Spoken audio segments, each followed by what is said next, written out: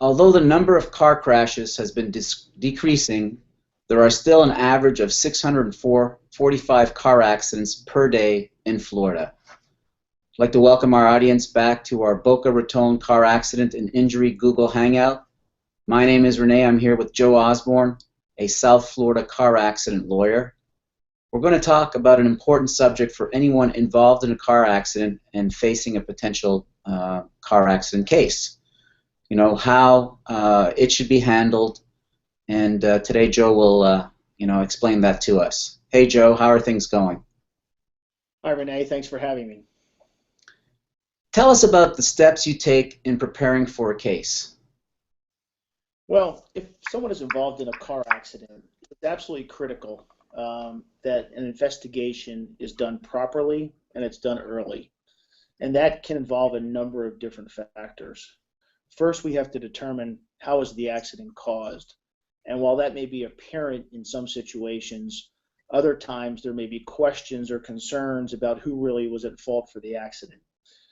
Experts can be hired who can reconstruct accidents for us and make determinations about who was the real party at fault in the accident. In addition, victims in accidents need to be treated by either hospitals or doctors.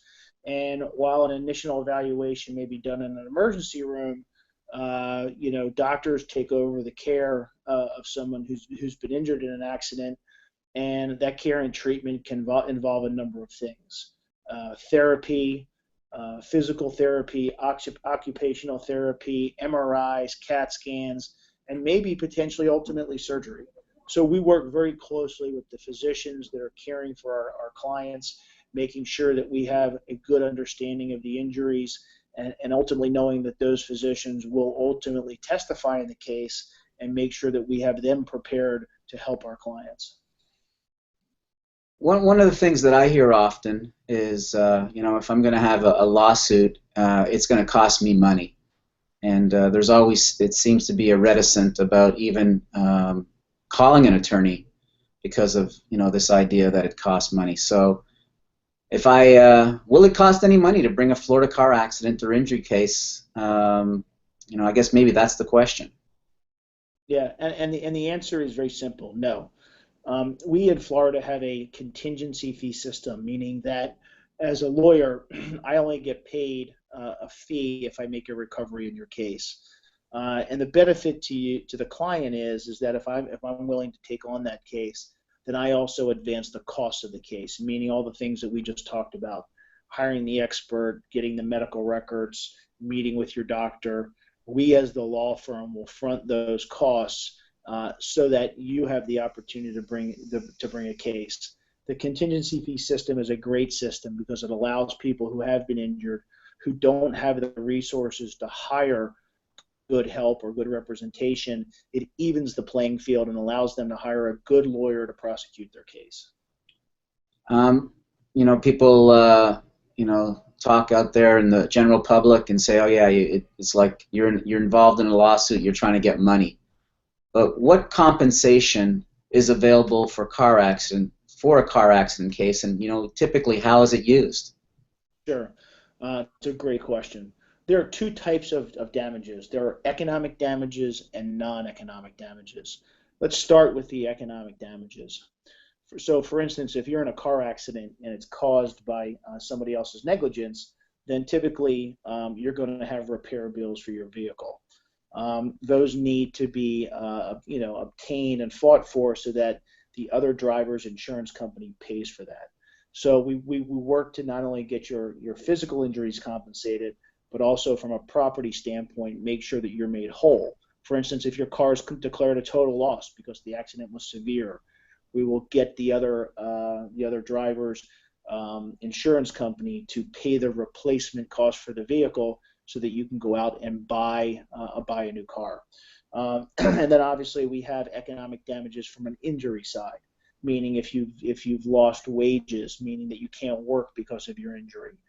If you've incurred medical bills that you have to pay out of pocket that either your insurance company or your health care insurance will not pay for, we will fight to recover those losses. And then ultimately, whatever your non-economic damages are, meaning what pain and suffering that you have to endure as a result of your injuries, whether or not it's from a surgical standpoint, non-surgical standpoint. We'll make sure that all of your pain and suffering damages, both in the past and in the future, are made a part of the case. I guess another question is, how long should my case take? I don't know what parameters there are there, but maybe you can share that with our audience. Sure. A lawsuit like this is somewhat dependent upon the facts of how the accident itself happened.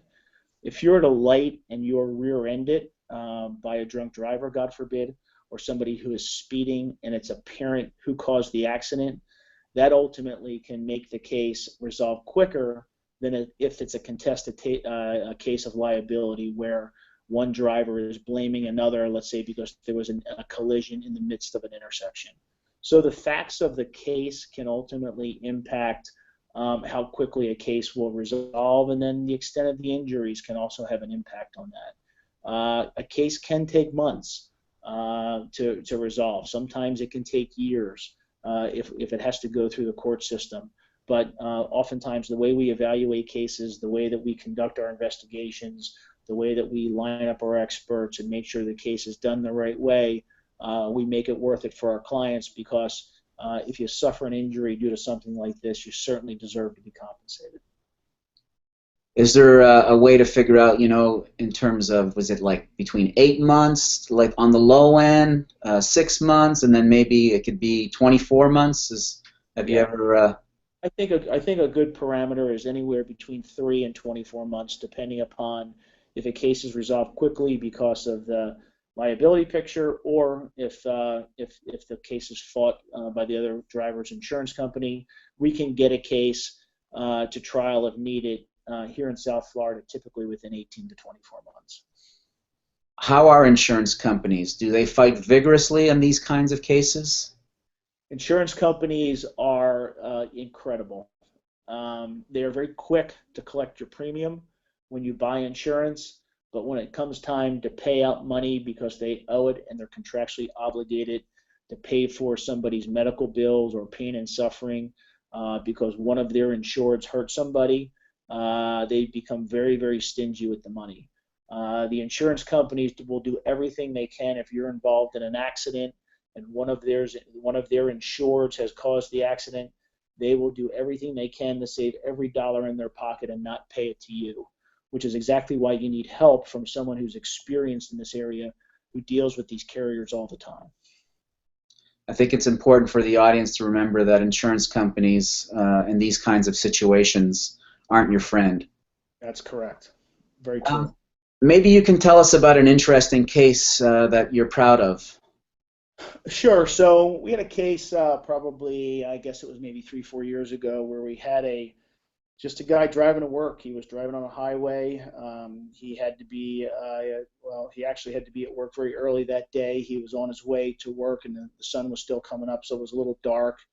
Actually happened to be a foggy morning, and his vision sight was not great, but he was traveling down the road, not speeding, and ended up having a very severe collision where he ended up rear-ending a tractor-trailer.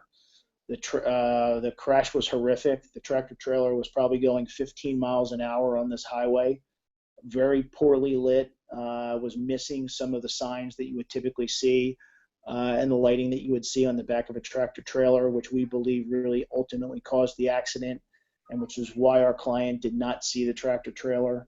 It was a fiery crash to where our client suffered severe burns. He ultimately had one of his legs amputated, and the ironic thing was he was on his way to work, but he never worked again. The case came to us, and initially, it looked like it was his fault, meaning he had run into the back of this tractor trailer.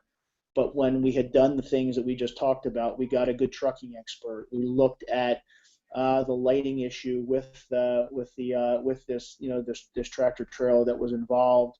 We looked at the rate of speed he was going. We actually interviewed one of the witnesses who said, "I never saw that. I basically got out of the way at the last minute, and I came very close to being him, I was just fortunate enough to basically, divert my car at the last second and I didn't hit it. So based upon all that, we were able to prove that really it was this truck and how it was being operated in a very poorly lit situation that was the fault of this accident. And ultimately, we're able to help take care of our client for the rest of his life, given he was never going to work again. Well, that's an interesting fact. You would imagine that, hitting somebody, if you hit somebody, you would be at fault. But in this particular case, that wasn't the case. That's right. I guess it's always important to, if you believe you have a case or you're not sure, and you live in South Florida, and you've been involved in a car accident, please call Joe Osborne. He basically will set out a team, investigate, and look at the facts and see where everything stands.